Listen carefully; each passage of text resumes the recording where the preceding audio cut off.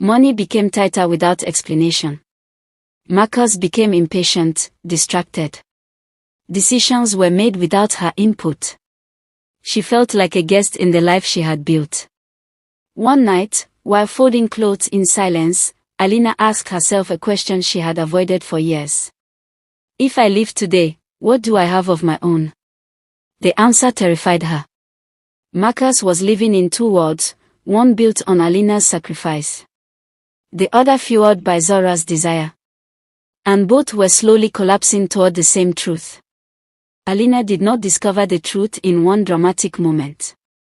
There was no lipstick on a collar. No late-night phone call answered in whispers.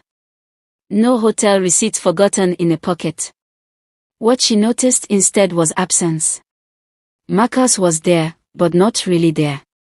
His body sat at the dining table, but his mind lived somewhere else. Conversations became short. When she spoke, he listened the way one listens to background noise, present, but uninterested. Money began to change.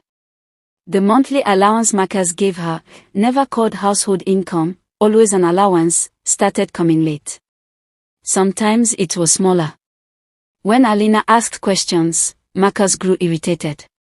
You don't need to worry about money, he told her. I handle that. That sentence stayed with her. Alina had once handled many things. She had worked. She had earned. She had planned. Now she had to ask before buying shoes for the children. She had to explain every expense. And slowly, quietly, something inside her began to harden. She started paying attention. She noticed how Marcus locked his phone. How he smiled at messages he never shared. How he dressed better to run errands than he did for family outings. How he suddenly cared about smelling good again. Still, Alina said nothing. Not because she was weak, but because she was thinking. At night, when the children slept and the house was silent, she replayed her life in her mind.